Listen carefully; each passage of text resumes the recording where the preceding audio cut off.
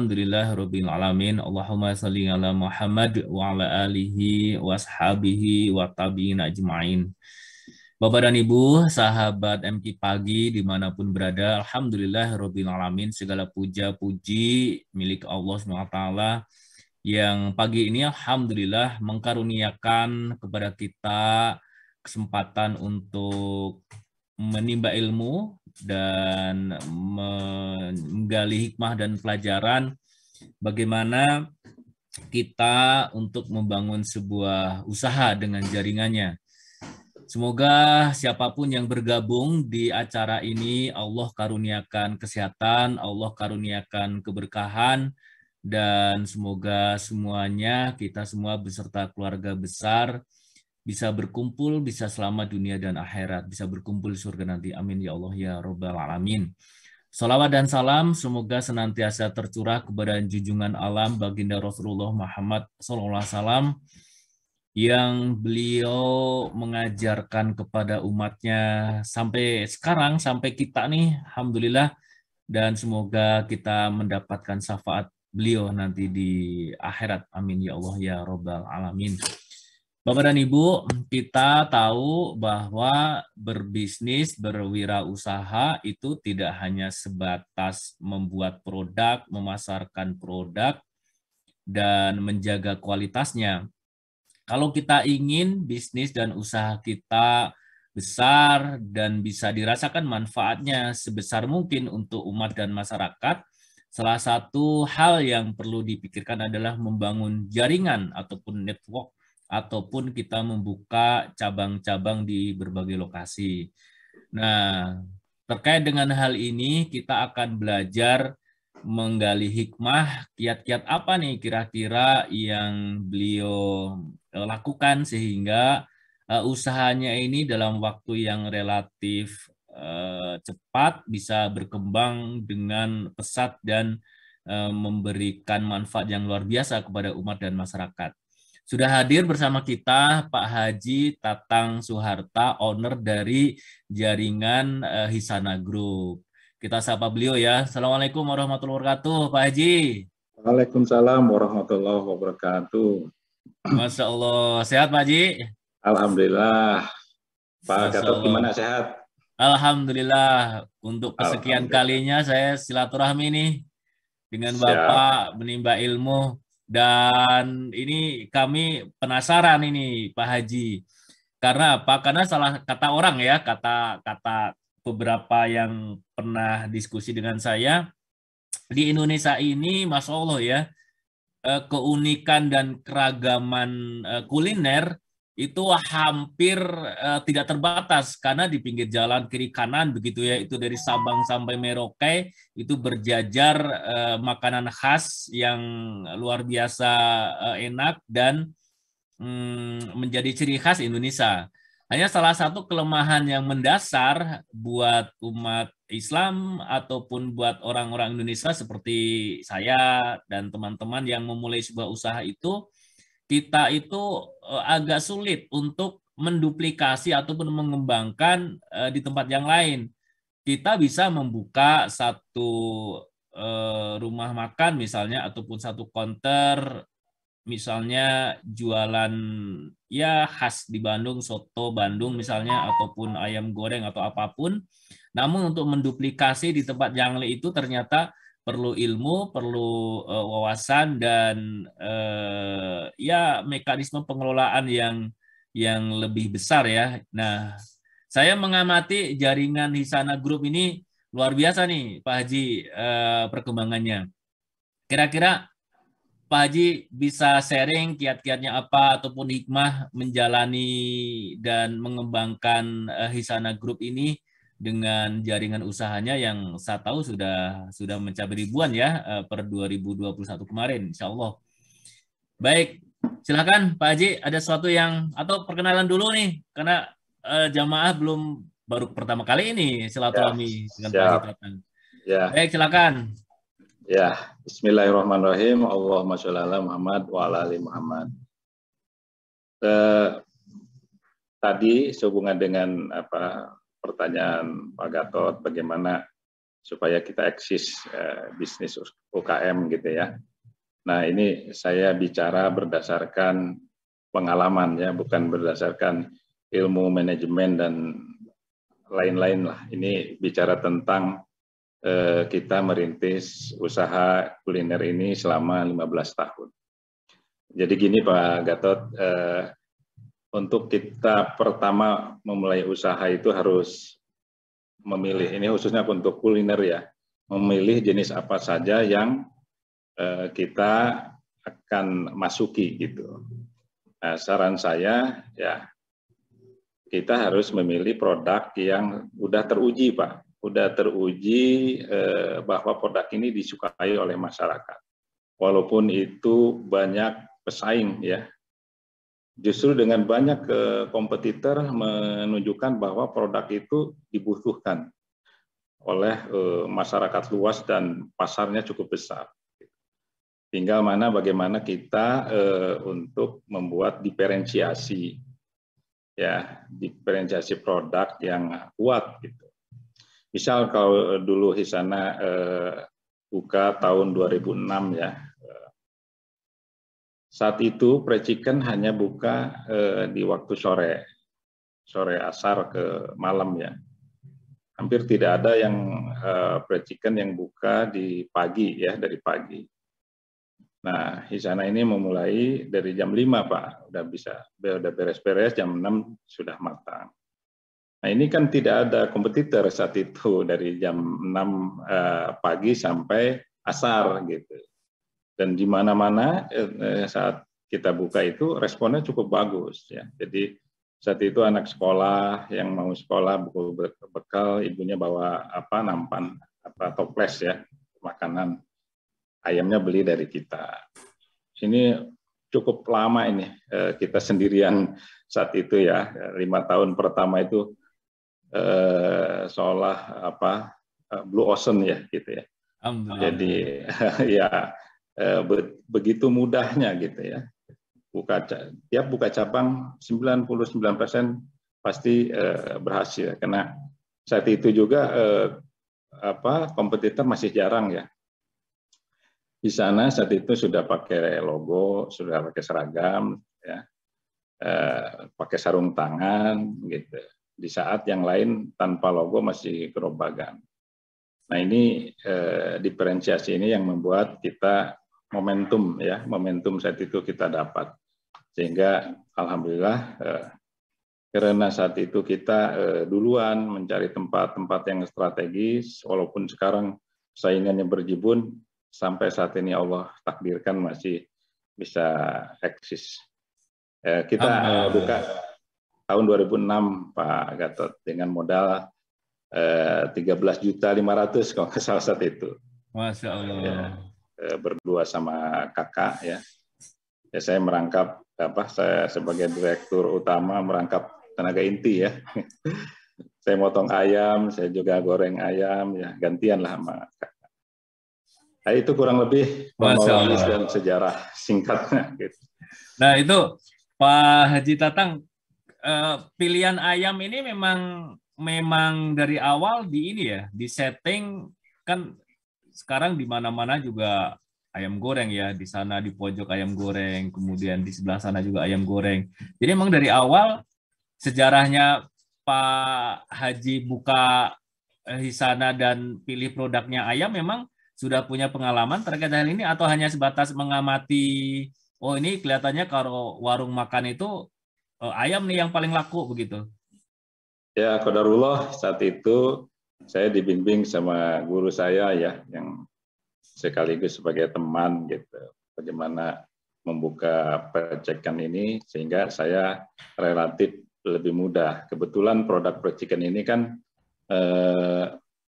ya itu yang saya sampaikan, bahwa produk yang teruji berpuluh-puluh tahun di jalanan gitu, eksis gitu ya, seperti fried chicken, bakso, bubur, itu kan produk-produk yang eksis tetap tidak luput oleh waktu gitu ya. Sementara kalau produk-produk baru pernah kita menyaksikan ada beberapa merek yang booming gitu ya, tapi produknya itu relatif baru gitu. dan itu hanya sebentar gitu. Nah ini sangat berisiko lah ya kalau seandainya kita dengan modal yang pas-pasan membuat bisnis baru yang tidak ada tidak teruji produknya gitu. Walaupun di saat itu tidak ada kompetitor gitu, tapi ya belum tentu laku juga karena memang belum tentu diminati gitu. Itu Pak. Baik, pertama adalah mencari dan menentukan produk yang memang ini tidak lekang oleh waktu dan di masyarakat itu ya memang diminati ya. Pak Tuh. Haji milih ayam. Yang kedua, kira-kira apa nih, Pak Haji kiatnya? Yang kedua harus fokus Pak. Itu ya dalam Oh, fokus bisnis. ya. Itu kalau kita memulai bisnis ya pertama diserahkan ke orang atau kepercayaan kita, itu siap-siap untuk hilang uang itu gitu. Ya. Jadi kalau untuk memulai usaha ini kita dulu harus melewati itu gitu ya. Jadi ketika nanti kita dibohongin karyawan ya nggak bakalan bisa karena kita duluan yang melewati jalurnya kan gitu. Jadi saya pernah buka pelatihan di awal-awal Hisana berdiri ya. Kurang lebih ada 50 orang yang saya ajari bagaimana jualan fried chicken gitu. Saya ajari dari motong ayam sampai kepada goreng gitu. Dari A sampai Z kita detail kita pelajari dengan ngambil bumbu dari saya gitu. Nah, dari 50 itu yang eksis sampai sekarang itu hanya satu. Saya perhatikan saat itu ya Pak, dia belajar ke kita, kemudian setelah belajar tahu dia ajarin lagi ke adiknya, ke karyawannya, sementara dia masih kerja gitu. Nah, hampir semuanya gagal karena itu, tidak fokus gitu, tidak terlibat ya hanya di permukaan saja, hanya arahan-arahan yang sifatnya dia juga belum matang tapi udah memberikan pengarahan kepada koleganya atau kepercayaannya. Tapi yang satu ini yang eksis gitu, dia fokus Pak gitu. Ya sampai sekarang masih ada kelihatannya gitu. Jadi terutama para pensiunan gitu ya. Ini pengalaman saja ya kalau seandainya dapat uang gitu cukup besar gitu, kemudian dipercayakan kepada orang lain atau berinvestasi di dalam dunia yang kita tidak tahu gitu ya, itu 90% bisa hilang tuh uang itu. Ya, kalaupun jalan usahanya kita tanpa terlibat di dalam itu, maka kita bisa tersingkir Pak gitu. Ini pelajaran yang tidak ada di buku kali ya. Itu Pak Gatot. Iya. Jadi teringat perkataan Adeda bahwa segala sesuatu itu harus ada tukir gayanya, waktu, pikiran, tenaga dan biaya harus all out. Semoga Adeda sudah juga bisa bergabung ya. Assalamualaikum warahmatullahi wabarakatuh, Adeda. Waalaikumsalam warahmatullahi wabarakatuh. Alhamdulillah, harusnya saya tepuk tangan nih, udah lama banget nih Adeda nggak bergabung. Iya, senang sekali ketemu Pak Haji Tatang. Pak Tatang sehat, Pak Tatang? Alhamdulillah, Adeda sehat. Qadarullah, alhamdulillah sudah bisa bersuara lagi. Kemarin mah nggak ada suara Pak Tatang. Sakit, Di tenggorokan. Jadi bahasa Jerman, bahasa Belanda, bahasa Jepang teh nggak keluar. Dan memang nggak bisa ya. Masya Allah. Adeda, ini terkait 2 poin atau 1 poin yang fokus tadi yang Pak Haji Tatang sampaikan. Adeda ada tambahan atau Ya, apa pandangan Adeda mengamati jaringan di sana nih? 16 tahun dengan jaringannya yang Masya Allah ya, yang sekarang udah tersebar di berbagai kota, berbagai wilayah. Silakan, Nak. Ya, pada prinsip nama dengar nama Hisana teh langsung ingat gurih nak. Enak, Masya Allah. Turun Pak Haji Tatang, alhamdulillah. Saya termasuk penikmat dari ayam goreng Hisana. Ya, alhamdulillah. Yang menarik yang disampaikan Pak Haji Tatang, Mas Gatot, berkaitan dengan si produknya yang pasti sudah diminati orang. Benar, Jadi benar. tidak edukasi lagi karena kata Mas Gatot kan di mana hampir setiap restoran ada ayamnya ya. Memang Pak Hisanate, Pak Tatangnya di samping berkembang baik usahanya dan juga berkembang biak ayam-ayamnya. Alhamdulillah.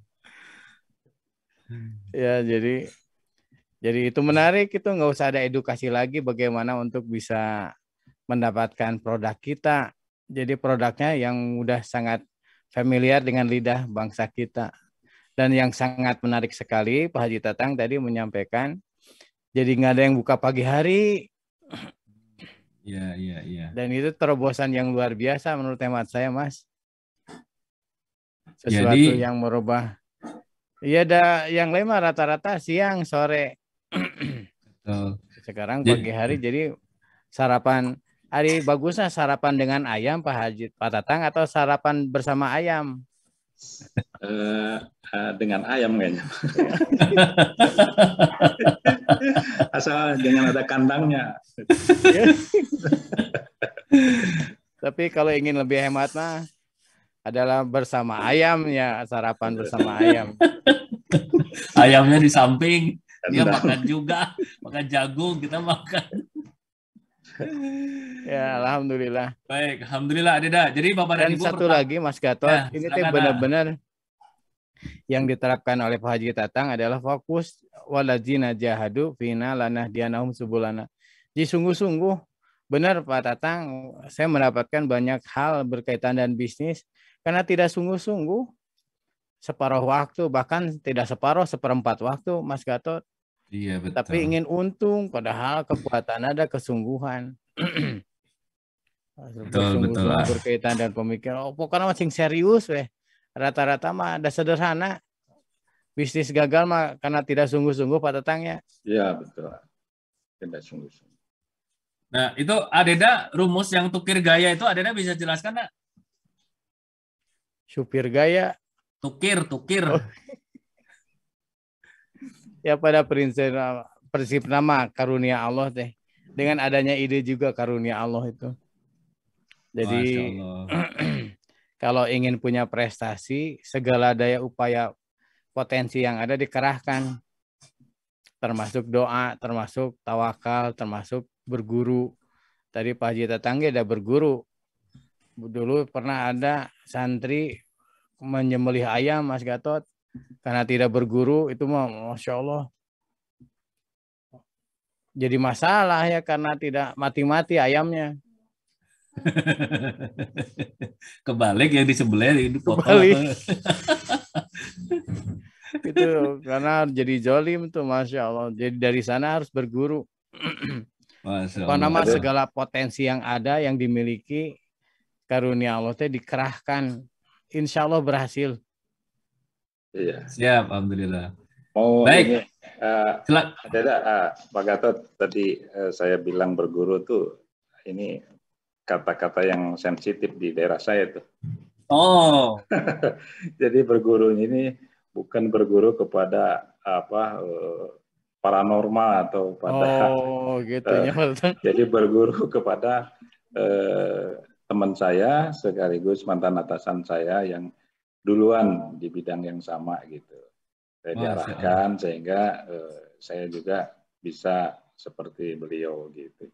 Jadi ini soalnya pernah ada kasus pesugihan katanya, tuduhan ini ramai sekali di Kuningan. Jadi sangat sensitif dan saya ingin meluruskan gitu ya bahwa bisnis ini tidak perlu kita tanya-tanya kepada sebutlah dukun yang paranormal Pak Tatangnya ini berguru gitu. Ke orang aslina gitu ya. Kepada profesionalnya kan gitu. Profesional. Ya, jadi justru dengan berguru kepada paranormal itu hambatan untuk kemajuan ya bagi umat, bagi bangsa gitu. Karena ini di daerah-daerah masih kental dengan proses seperti itu gitu. Kalau seandainya usaha tanpa berguru kayak kurang pede gitu ya. Berguru yang tadi yang saya bilang, berguru kepada tanda kutip gitu, lah, bukan kepada betul. Ada bahkan saya dengar gitu ya, yang jualan nasi itu ada centongnya dengan harga 4 juta gitu. Tetangga saya bilang begitu. Ya Allah. 4 juta beli kepada seseorang supaya rasanya itu enak gitu. Nah, ini hal-hal kayak gini menurut saya udah tidak zamannya lah kita berorientasi kepada hal-hal yang tidak masuk akal, tapi gimana bisnis ini fokus kepada customer gitu. Dimana kalau seandainya produknya enak, rasanya enak, harganya wajar, pelayanannya bagus, dan tempatnya strategis, ya, insya Allah itu usaha itu akan direspon dan dapat respon baik lah dari masyarakat sehingga produk kita juga laku gitu. Masya Allah. Saya sepakat nih, dan Pak Haji Tatang, saya sepakat sekali. Jadi memang kita belajar dan tadi ya mencari ilmu untuk usaha itu pantangan terbesar yang tidak boleh justru mencari hal-hal yang seperti itu ke paranormal, ke dukun dan sebagainya. Justru guru yang terbaik buat kita itu misalnya kita mau jualan sayur mayur, maka sebenarnya guru yang terbaik itu yang pedagang sayur yang keliling di komplek kita sebenarnya gitu. Kalau mau buka usaha warung makan, warteg, maka guru yang penting yang harus kita ajak diskusi dan nimba ilmunya adalah yang penjual dan pengelola warteg yang ada di sekitar kita. Karena tadi kata-kata Pak Haji Tatang yang kedua ya, jadi melalui prosesnya. Nah, ini terkait yang kedua ini fokus dan memberikan energi kepada karyawan. Itu AA sempat ini juga nih, Adeda sempat menyampaikan kita itu harus kalau mau menanam padi maka ya harus turun ke sawah, harus mencangkul, harus memelihara bibit padinya, termasuk mengairi, menyiangi gulmanya gitu. Nanti akan dapat padi yang bagus, berkualitas baik. Nah, itu yang kedua. Nah, kira-kira yang ketiga apalagi nih, Pak Haji? Silakan. Ya, yang ketiga ini sangat penting menurut saya ya, khususnya untuk adik-adik atau para pemula yang ingin usaha gitu ya. Ini pelajaran dari 15 tahun saya memperhatikan kawan-kawan kita yang bergerak di bidang yang sama gitu. Yaitu bagaimana kita bisa menahan emosi ingin cepat besar, ya. Emosi ingin cepat banyak cabangnya, emosi ingin cepat kaya, emosi ingin cepat terkenal gitu ya. Ini adalah jebakan Batman. Jadi kalau kita sudah tidak sabar gitu ya, ingin cepat banyak cabang ini mentang-mentang kita laku ini, langsung aja kita buka sekuatnya, sebanyaknya gitu, tanpa diiringi dengan kekuatan manajemen kita gitu. Ya, jadi saya dalam hal ini saya pakai filosofi itu pohon ya, bagaimana akar harus kuat dulu, baru cabang itu tambah. Dan kalau kebetulan saya suka dengan pertanian itu, pohon itu selalu akarnya sama ujungnya itu dengan tajuk daun gitu. Ya, jadi perkembangan akar, perkembangan batang daun di atas harus sama dengan perkembangan di akar. Nah, akar ini ibarat manajemen gitu. Jadi ketika kita mentang-mentang produk kita laku langsung buka banyak gitu. Nah, banyak sekali teman kita gitu ya, teman yang di bidang sama, bahkan pernah ada brand yang buka sehari 50 outlet gitu, masuk gitu ya. Mungkin maksudnya itu ada promosi, tapi saya udah merancang atau menduga bahwa itu tidak akan lama gitu. Dan ternyata sampai sekarang sudah nggak ada itu merek itu. Jadi inilah jebakan yang sering menimpa para pengusaha gitu ya. Jadi harus benar-benar sabar. Kita di sana dulu ya, waktu awal berdiri itu banyak sekali yang ingin franchise di sana. Bahkan sampai saya dikejar-kejar ke rumah. Tapi saya tetap sabar dengan membuka sesuai dengan kemampuan saya, tidak di-franchise-kan. Dan itu berbuah manis sampai sekarang. Seandainya saya saat itu pengen jumlah yang besar dengan tawaran franchise yang begitu menggiurkan ya, karena kalau franchise itu yang lain belum untung, mitra belum untung, kita udah untung duluan, Pak. Gitu. Jadi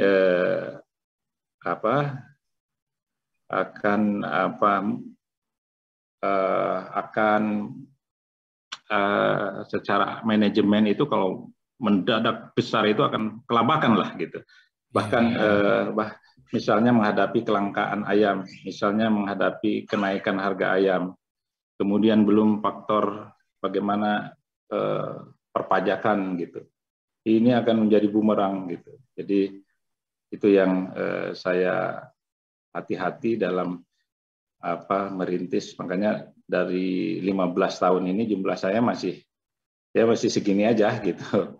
Dan ada yang merek-merek baru bahkan baru setahun 2 tahun udah ada yang hampir 1.700 gitu. Nah ini menurut saya kurang bagus ya untuk ke depan. Jadi tahan emosi gitu yang ketiga ini. Jadi mentang-mentang kita sudah laku banyak, responnya cukup bagus gitu, jor-joran gitu. Nah ini nggak boleh nih dalam merintis usaha, harus tetap full gitu ya. Itu Pak yang ketiga. Benar Pak Tatang. Teman-teman juga yang naik sepeda Mas Gatot ya, di tempat nanjak emosi, waduh semangat pisan. Baru berapa menit langsung muntah. Betul.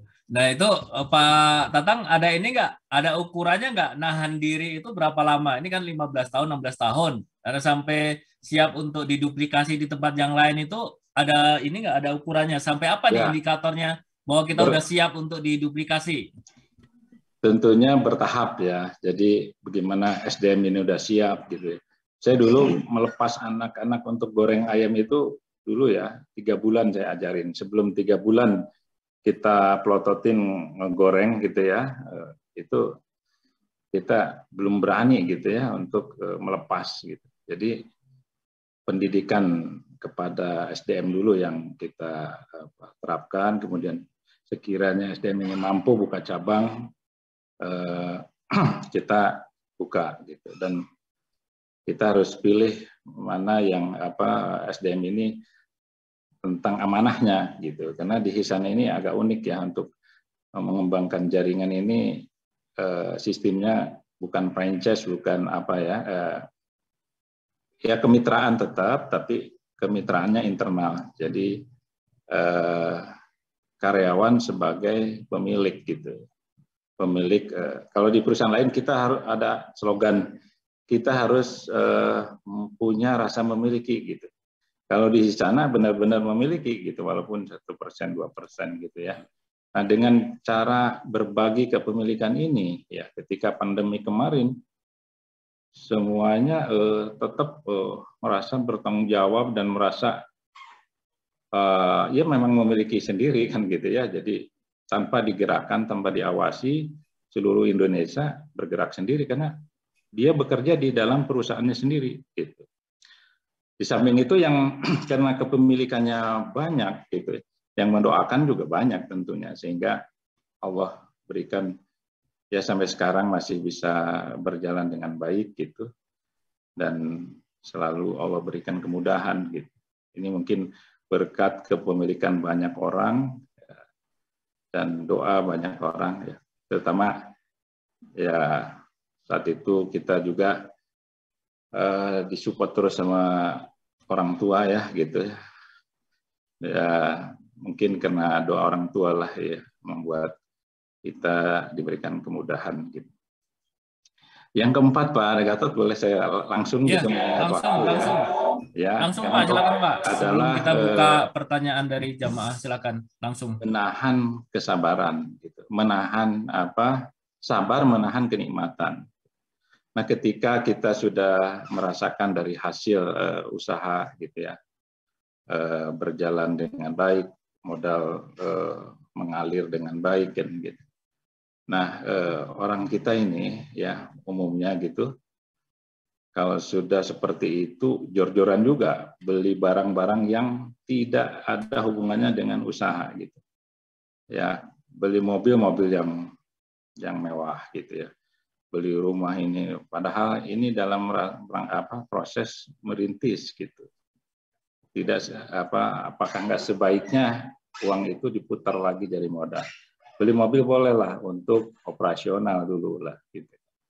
Nah, baru ketika kita sudah benar-benar bisa pendapatan memadai untuk beli mobil yang sifatnya pribadi dan aset buat keluarga, ya baru kita boleh mengeluarkan dana itu. Tapi sebelum benar-benar usaha ini eksis, kita jangan sampai jor-joran juga menikmati hasil usaha itu. Karena usaha itu kan perlu kesinambungan gitu. Harus ada savingnya untuk ketika masa-masa sulit itu terjadi gitu. Kemudian yang kelima adalah transformasi bisnis ya. Jadi ketika usaha sudah membesar, owner terutama yang memang dia adalah perintis dan kapasitasnya tidak bisa mengelola perusahaan yang sudah membesar, itu kita harus sadar diri ya gitu. Jadi ini ranahnya bukan ranah kita lagi gitu. Kalau sudah usaha membesar, ini adalah ranah profesional para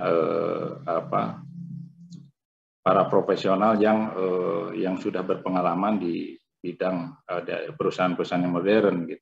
Makanya saya pertama di sana itu adalah kita membayar konsultan bagaimana membuat fondasi dari bisnis ini supaya nanti secara pajak dan lain-lain juga tidak masalah gitu. Ya, kemudian kita juga tidak ragu merekrut para profesional walaupun itu harus dibayar dengan mahal, tapi hasilnya seimbang gitu. Ya, jadi kita tidak akan pusing lagi nanti percuma kita banyak uang tapi tiap malam kita takut dipanggil orang pajak kan gitu. Itu kan tidak bisa menikmati hidup juga kan gitu. Tapi karena semuanya aspek legal dan lain-lain sudah dirapihkan oleh para profesional itu, ya kita tinggal menikmati. Tentu kita juga ingin membuat bisnis-bisnis yang lain, jadi kita konsentrasi kita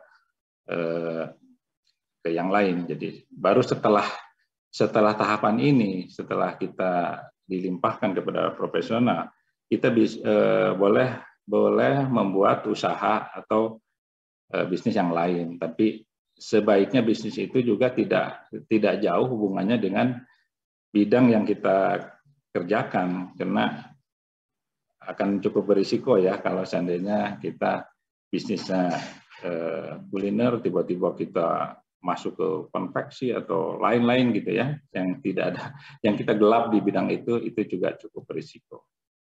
Jadi dengan transformasi usaha ini ya dari kekeluargaan, dari bisnis keluarga perlahan menjadi bisnis yang modern dan tersistem. Nah, ini di Hisana yang kita lakukan. Yang terakhir, jangan hutang Pak. Gitu. Dalam bisnis terutama ini yang bagi pemula gitu ya. Kalau kita di awal sudah ngutang, apalagi ngutang ke bank, kita konsentrasi akan fokus kepada bagaimana cara membayar hutang gitu. Jadi bisnis ini kita tidak boleh jujur besar juga gitu ya dengan uang seadanya. Bahkan saya merintis ini 0 rupiah. Karena 13,5 juta di awal itu dari kakak gitu. Dan kakak dilibatkan sebagai pemilik juga gitu. Jadi saya nyaman nggak berpikir bagaimana mengembalikan uang itu. Jadi itu saja mungkin Pak Gatot, barangkali pengalaman ya, sedikit pengalaman saya di jalanan selama 15 tahun ini bisa ada manfaat buat teman-teman, terutama adik-adik yang baru merintis usaha gitu. Terima kasih Pak. Masya Allah. Kalau itu Pak Tatang, di belakang Pak Tatang itu backgroundnya Hisana sama Seger ya? Ada brand baru ya? Seger nih supporting Hisana atau brand baru nih? Nah itu yang tadi sampaikan, ketika kita sudah punya sistem dan perusahaan sudah eksis dipegang oleh orang-orang profesional yang sudah klik gitu ya, murbautnya udah nyambung gitu dengan kita, baru kita mendidik anak-anak kita atau generasi di perusahaan ini untuk bagaimana masing-masing berkreasi membuat usaha gitu. Nah, saya rekrut di anak-anak yang ya punya bakat dan secara akademisinya bagus gitu ya. Kita bikin divisi, ya, saya kasih ini divisi brand food, divisi frozen food gitu ya. Ya segar gitu ya. Segar ya. Ini juga adalah kreasi dari anak-anak kita yang kita gembleng selama bertahun-tahun lah gitu. Jadi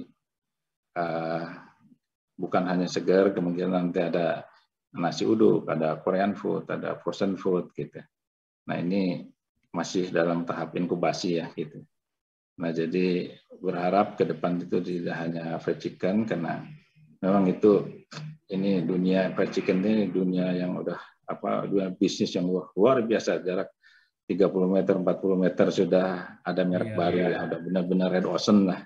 Kalau kita mulai dari saat ini, momentumnya sudah, untung saya mulai 15 tahun yang lalu gitu, momentumnya masih dapat gitu. Itu Pak. Baik, alhamdulillah. Ada tambahan atau ada pertanyaan? Ya, ini menarik sekali Mas yang sampaikan Pak Haji Tatang. Bisnis itu harus menenteramkan hati, Mas. Iya betul. Bukan jadi stres, jadi liur, jadi nggak bisa tidur, nggak bisa keluar karena hutang. Termasuk juga pajak. Jadi benar-benar Pak Tatang harus diserahkan ke yang profesional. Karena yang intinya mah supaya tenang hati dan sabar tadi pada saat punya uang, jangan jor-joran karena harus konsisten dulu dengan bisnisnya. Alhamdulillah turun Pak Haji Tatang, Masya Allah luar biasa terinspirasi. Alhamdulillah. Baik, kita buka pertanyaan ke jamaah ya Pak. Ini dari Ibu, saya bacain dulu ya di ruang chatnya.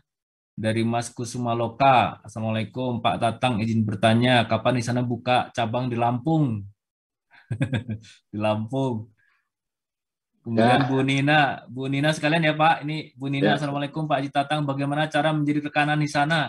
Apakah buka franchise? Nah, tadi menarik nih terkait dengan karyawan itu ternyata sebagai pemegang saham juga ya. Bisa menarik nih. Silakan Pak.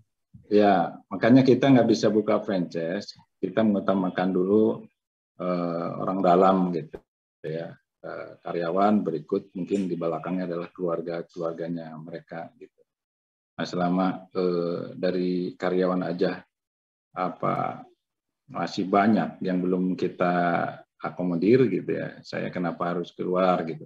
Saat ini antrian juga alhamdulillah sekarang setelah COVID ada penunjukan yang pergerakan yang bagus, sehingga pasar modal internal di sana itu bergerak lagi gitu ya. Jadi karyawan-karyawan di sana itu bergairah lagi untuk berinvestasi gitu. Jadi selama kita masih karyawan kita masih ingin berinvestasi, kita nggak buka franchise dulu gitu. Karena kalau dengan pihak luar itu kadang gini ya, dulu saya punya pengalaman mereka atau dia yang buat kontrak perjanjian, ya dia sendiri yang melanggar gitu. Itu saya agak trauma ya. Jadi saya tidak bermitra dengan pihak luar, dengan karyawan yang sudah paham gitu. Jadi bisnis ini kan tidak selalu bagus gitu ya, bukan toko tiga selalu berhasil. Nah, kalau dengan pihak luar itu saya mengeluarkan sekian, kapan baliknya gitu. Itu pastilah yang teman-teman yang membuka franchise pasti ada masalah itu gitu dengan kemitraan. Alhamdulillah kalau di sana karena kemitraannya dengan internal, dengan karyawan, sehingga kita saling memahami gitu. Baik, jadi franchise tidak ada, tapi bermitra ya? Ya. Insya Allah. Kemudian ini ada pertanyaan dari Pak Yudhistira. Assalamualaikum Pak, berapa modal awal untuk buka Hisana? Saya sudah follow Instagramnya. Nah itu jadi pertanyaannya sama dengan tadi, ini menyangkut franchise ya. Jadi kita tidak ada modal awal gitu. Ini hanya internal saja. Gitu. Ya. Baik. Tapi menarik ini ya Adeda ya, bahwa Bapak dan Ibu bisa meniru. Ternyata untuk mengembangkan jaringan atau menduplikasi usaha kita yang memang sudah siap untuk diduplikasi, itu tidak harus selalu untuk menarik investor dari luar, tapi justru untuk mengembangkan itu dari internal, kemampuan internal, bagaimana menggerakkan karyawan itu sebagai owner, kemudian keluarga karyawan, termasuk juga keluarganya, boleh jadi keluarga ring 1, ring 2, begitu. Masya Allah, saya kira ini menjadi konsep yang baru nih, konsep bermitra, sehingga tadi yang disampaikan oleh Pak Tatang terkait dengan konsep pohon itu tidak hanya sebatas pengelolaan, sistem pengelolaannya dan manajemennya, namun ternyata pohon ini daya dukungnya juga dari karyawan, dari orang-orang yang memang akan sangat terlibat, sehingga kondisi apapun ya akan dirasakan, karena karyawan bekerja itu tidak merasa sebagai karyawan, tapi ini saya memajukan usaha saya sendiri. Jadi kalau misalnya usaha ini maju, mendapatkan laba, takdir Allah, dikaruniakan omset dan berkembang besar, maka juga karyawan sebagai pemilik perusahaan, pemilik usaha ini juga ikut merasakan nikmatnya gitu. Ini menarik nih, Adeda. Yang sebenarnya impian kita juga di Darut Tauhid ini, Adeda. Iya, cita-cita dari dulu, Mas. Tapi yang disampaikan Pak Haji Tatang bukan rasa memiliki, tapi memiliki. Memiliki, betul. Ini luar biasanya nih. Baik. Berlimpah doa, berkah, alhamdulillah. Baik, ini ada pertanyaan lagi nih dari Pak Yaki. Assalamualaikum, Pak. Kapan ada Hisana di Bali? Sama dengan yang Lampung tadi ya, saya kira ya. Karena di Bali cuman ya gagal juga gitu. Akhirnya pulang kampung. Oh iya, itu Pak ada pengalaman yang tidak terlupakan tidak ini selama 15 tahun ini mengelola dan menjalani Hisana? Ya banyak lah gitu ya. Hal-hal yang aneh kan gitu ya. Ada juga yang gini ya, ketika kompetitor kita buka di situ, kompetitor kita tutup gitu ya, samping taunya buka dan sudah buka tuh di depan ada taburan apa gitu ya, kemudian sepi. Nah, itu juga hal-hal kayak gitu juga suka ada ya.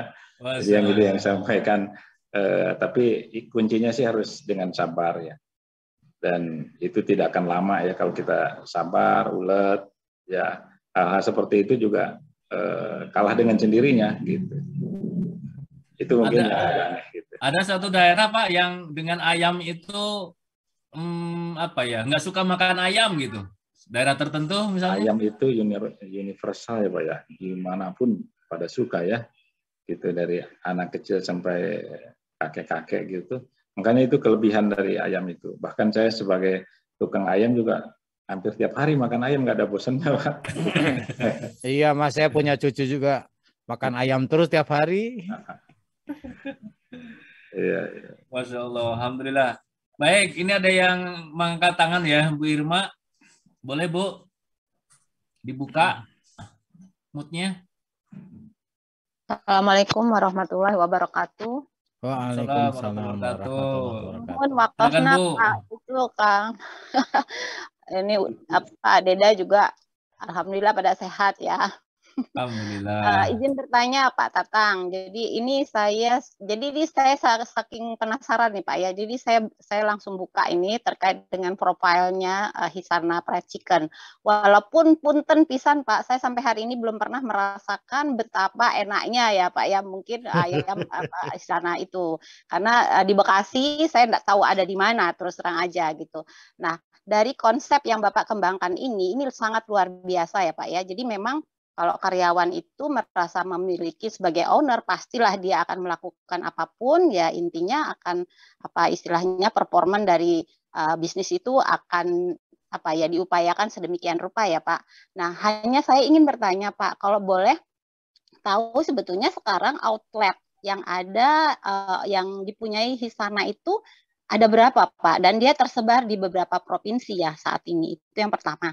Terus yang kedua, ini saya baca ini betul ya Pak ya, di tahun 2021 itu terpilih menjadi market leader ya Pak? Wah, saya kurang betul, tahu malah. Ya?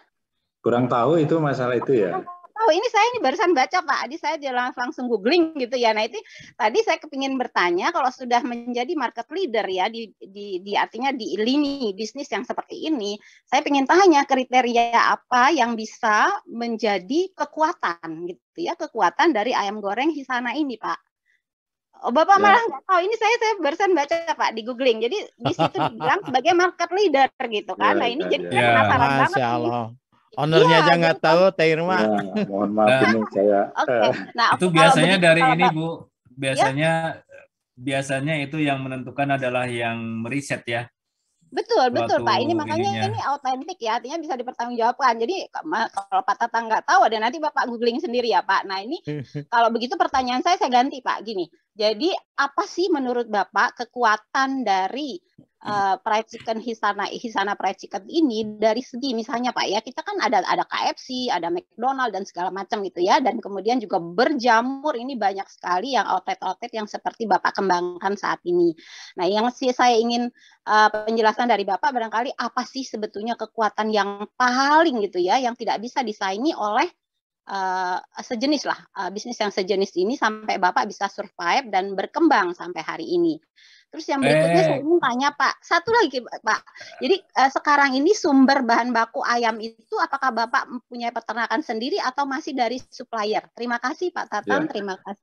Assalamualaikum warahmatullahi wabarakatuh. Waalaikumsalam. Diborong semua nih, 3 langsung. Ya tadi mengenai jumlah ya. Jumlah ya pernah kita sampai di atas 1.000 outlet di Indonesia, dari Medan sampai Papua gitu. Nah, tapi kena imbas COVID, jadi agak sedikit rontok lah, dan itu mungkin wajar semua. Yang lain juga mengalami hal yang sama. Kemudian mengenai yang tadi market leader, ya saya wallahi ya baru tahu sekarang gitu. Saya juga pernah dapat info bahwa ada survei dari ASEAN Nielsen bahwa di sana ini menjadi top of mind nomor berapa lah gitu. Dan itu mungkin di kelasnya ya Bu ya gitu. Jadi kita nggak bisa membandingkan dengan kelas lain. Ya. Kemudian tadi yang nomor 3 apa pertanyaannya Bu? Supply bahan. Kita kerjasama dengan perusahaan-perusahaan yang besar yang kemudian kita kontrak ya. Karena dengan kontrak ini kita akan menjaga kontinuitas gitu, baik harga maupun quantity.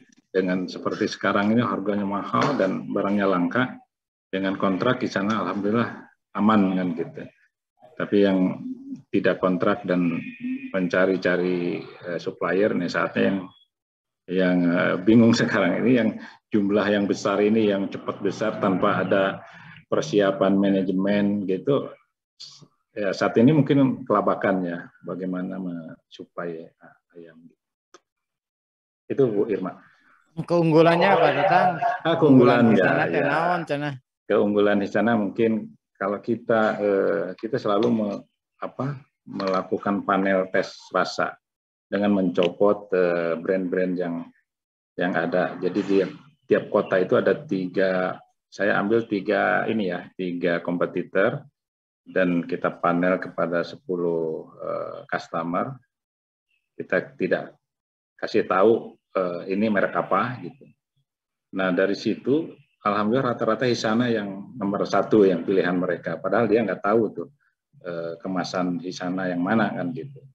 Nah kita selalu selalu berkala melakukan tes seperti itu supaya kita mengukur sejauh mana kompetitor kita rasanya seperti apa, sehingga kalau seandainya kita nggak diantisipasi, kita nggak ada inovasi gitu ya, dia akan bisa bertahan sampai 15 tahun seperti ini. Jadi intinya adalah rasa. Mungkin rasa di sana lebih enak karena secara harga di sana malah jauh lebih mahal gitu ya daripada teman-teman, tapi justru sampai sekarang masih eksis. Mungkin itu pilihannya rasa. Alhamdulillah. Baik, Baik, ini pantesan enak. Wah, Tatang, ternyata hasil survei, Masya Allah. ya, jadi ingat itu yang berkali-kali Adeda ingatkan, harus riset dan survei, begitu. Tapi memang langkah pertama yang harus dilakukan ya agar dapat diferensiasi produk yang bagus, yang berkualitas. Baik, 5 menit terakhir nih, Pak. Dari Pak Asep ada tuh, Pak Asep dari mana nih, bagus nih. Pertanyaannya dari Pak Asep, bagaimana aspek ruhiyah atau amalan-amalan pada perkembangan bisnis? Ya, ruhiyah ya, tentunya ini tidak ada hubungan dengan bisnis gitu. Saya dari semenjak lulus SMA dulu, saya gandrung dengan Ustadz Toto Tasmara dulu ya. Dulu suka di Jakarta itu ada di radio TMI, Terminal Musik Indonesia ya. Dan saya suka ikut pengajian di Kuitang saat itu. Nah setelah beliau pulang, saya cegat di jalan mobilnya dan dia masuk ke mobil, dia ngobrol sampai ke kediaman beliau. Nah di saat itu saya tanya kepada beliau, apa sih kunci sukses gitu. Beliau menceritakan bahwa beliau punya teman pengusaha besar. Nah, setiap mulai usaha, beliau pulang kampung mencuci kaki ibunya. Gitu. Nah dari situ saya mencoba ya, setiap mau bekerja atau mau mulai usaha atau ada kesusahan, ya saya cuci gitu kaki ibu saya, minta doa gitu ya. Walaupun kata beliau ini tidak dicontohkan oleh Rasulullah ya, karena Rasulullah ibunya kan meninggal semenjak kecil gitu. Tapi inilah bentuk takjim yang luar biasa kepada orang tua. Dan betul di saat kita mencuci kaki ibu gitu ya, suasana haru dan suasananya sangat berbeda lah. Jadi mungkin di situ tembus ke langit gitu doa ibu kita ini kan gitu ya, sehingga kita diberikan kemudahan gitu. Kemudahan karena saya meyakini ya doa orang tua itu sangat ampuh lah gitu. Tapi memang prosesnya tidak cepat gitu, dia harus dawam dulu lah gitu ya, tidak ujug-ujug lah kalau perlu proses gitu. Itu mungkin aspek ruhiyah ya. Jadi saya meyakini bahwa kemudahan ini karena semata-mata Allah ya, takdir Allah dan ujian juga mungkin bagi kita ini. Tapi asbabnya adalah mungkin doa orang tua ya, yang tiap malam tahajud, baca Quran gitu. Itu mungkin Pak. Baik, alhamdulillah rabbil alamin. 3 menit terakhir, Adeda ada sesuatu yang disampaikan sebelum kita akhiri? Yang dapat saya terima Mas, Pak Haji Tatang ini bisnis dengan kesabaran, tidak dengan emosional. Innallah ma'as sabirin, dan Allah berserta dengan orang-orang yang sabar. Dan konsep pohon tadi sangat bagus Pak Tatang, alhamdulillah. Sebelum tumbuh daun baru bunga, akarnya menghujam dulu. Ya, betul. Dan ini harus, dan dulu pernah Agim juga menyampaikan Pak Tatang, ada yang konsep S kurs, L kurs ya. Jadi sangat cepat dan itu tidak jadi sunatullah. Yang sunatullah mah akarnya dulu, baru ke atasnya lebih kokoh, untuk lebih kokoh lagi. Ketunon Pak Tatang, barakallahu fiik, mudah-mudahan tambah berkah. Karena di balik Pak Haji Tatang, Mas Gatot, ribuan orang yang dapat manfaatnya. Masya Allah, setuju betul. Termasuk kemarin, alhamdulillah, terima kasih Pak Tatang. Kemarin wakaf ya 250 juta untuk pembangunan masjid Eko Pesantren 3 di Kuningan. Alhamdulillah, semoga berkah, semoga masjidnya segera terwujud. Insya Allah. Baik, 1 menit terakhir, Pak Tatang, ada sesuatu lagi yang ingin disampaikan? Ya, jadi tadi yang seperti Deda, jadi bisnis itu harus sabar, tidak bisa instan ya. Jadi kesabaran, fokus, dan jujur terutama ya. Jujur itu adalah kunci dan garis merah dari setiap pengusaha yang sukses adalah kejujuran menurut saya. Itu aja. Baik, alhamdulillahirrahmanirrahim. Bapak dan Ibu, tidak terasa 1 jam kita berdiskusi menggali hikmah dan pelajaran dari Pak Haji Tatang Soeharta, owner dari Hisana dan Grup Seger.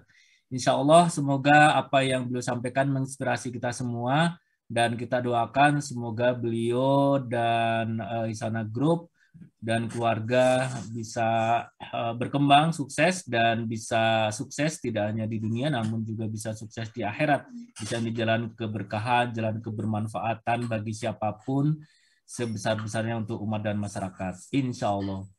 Baik Pak Haji Tatang, Adeda, dan Bapak dan Ibu, kita akhiri dengan baca hamdalah bersama. Alhamdulillahirrahmanirrahim. Doa akhir majelis, subhanakallahumma wa bihamdika, asyhadu alla ilaha illa anta, astaghfiruka wa atubu ilaih. Harus kita hargai karena mereka sudah memberikan manfaat. Kami akan menyalurkan bantuan amanah dari para donatur untuk disampaikan kepada para penerima manfaat di berbagai wilayah Indonesia. Assalamualaikum warahmatullahi wabarakatuh. Semoga kami bisa selamat sampai tujuan untuk mengantarkan titipan Al-Quran. وسوف هذه البسمة تنتشر إلى أهالي هؤلاء الأولاد.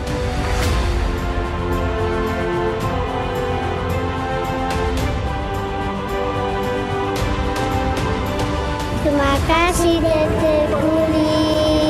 Terima kasih kepada sahabat-sahabat Detik Peduli. Semoga Ramadan ini memberikan keberkahan bagi kita semua.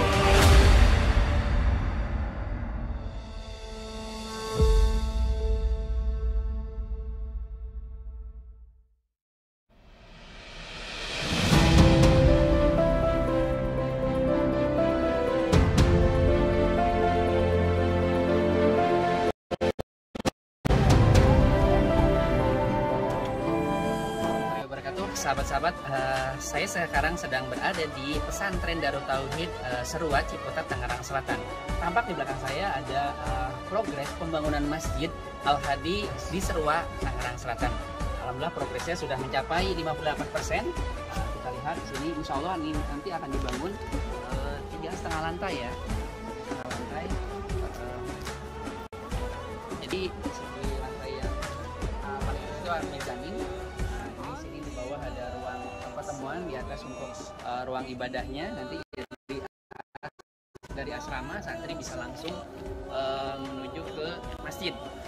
Mohon doanya sahabat-sahabat semua untuk proses pembangunan masjid ini, mudah-mudahan diberikan kemudahan dan dilancarkan. Dan sekarang progres sedang pemasangan bata-bata untuk di sampingnya, dan begitu juga sedang proses instalasi udara untuk AC dan kipas angin.